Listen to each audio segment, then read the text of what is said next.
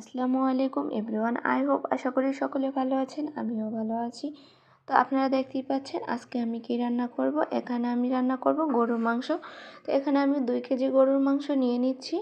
তো মাংসটার ভিতরে আমি এক এক করে সব ধরনের মশলা দিয়ে দিচ্ছি। আপনারা দেখে বুঝতে পারছেন যে মাংসটা আমি কিভাবে রান্না করব। হাতে মাখিয়ে মাংসটা আমি রান্না করব।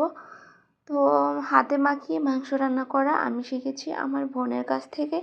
আমার বোনে সব সময় এভাবে হাতে মাখিয়ে মাংস রান্না করতো, মানে তার হাতের মাংসটা এত মজা হতো। তো তার কাছ থেকে শেখা আমার মাংস রান্না। আমি বেশিরভাগ সব ধরনের মাংসই হাতে মেখে রান্না করার চেষ্টা করি।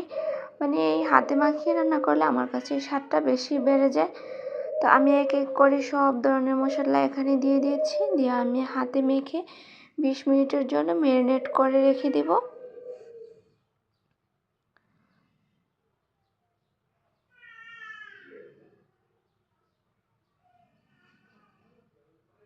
এই যে আমি মশলা দিয়ে দিচ্ছি। এখন আমি হাত দিয়ে ভালো করে চটকে মেখে নিব। পেঁয়াজ কুচিটাও দিয়ে দেব। আমি পেঁয়াজটা একটু বেশি করে দেব, তেলের ভিতরে আজকে আমি পেঁয়াজ ভেজে দেব না, কাঁচা পেঁয়াজটাই দেব। এই যে আমি মেখে নিচ্ছি, দিয়ে দিচ্ছি কাঁচামরিচ। তো গরুর মাংস মনে হয় একটু ঝাল ঝাল হলেই মজা লাগে। তো আমি আজকে ঝাল ঝাল করে রান্না করব গরুর মাংস। তো এখানে আমি 20 মিনিটের জন্য ম্যারিনেট করে নিচ্ছি। তো আমি তেল ব্যবহার করিনি মাংসের ভিতরে। তেল ব্যবহার করলে মনে হয় যে মশলাটা মাংসের ভিতরে ঢোকে না। তো এখানে আমি দিয়ে দিচ্ছি তেল। তো আমি প্রেশার কুকারে তেলটা দিয়ে দিচ্ছি। তেল আর এলাচ দিয়ে আমি গরম করে নিচ্ছি। তো এখন দিয়ে দিচ্ছি আমি গরুর মাংস।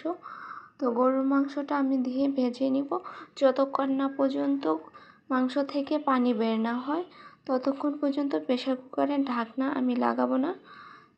যখন পানিটা বের হবে তখন আমি লাগিয়ে দিব ঢাকনাটা।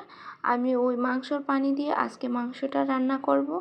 যদি লাগে অল্প পরে দিব, কারণ আলু ব্যবহার করব, এখানে অল্প পানি লাগতে পারে। এই যে প্রেশার কুকার থেকে আমি কড়াইতে ঢেলে নিচ্ছি। ঢেলে নিয়ে এখন দিয়ে দিচ্ছি আলু। যে আলু দিয়ে দিচ্ছি। তো আমার মাংসটা রান্না হয়ে গেছে, দেখতেই পাচ্ছেন কালারটা কত সুন্দর আছে। কেমন হয়েছে রান্নাটা আপনারা জানাবেন। তো ভালো থাকেন, আবার দেখা হবে নেক্সট ভিডিওতে। আল্লাহ হাফেজ।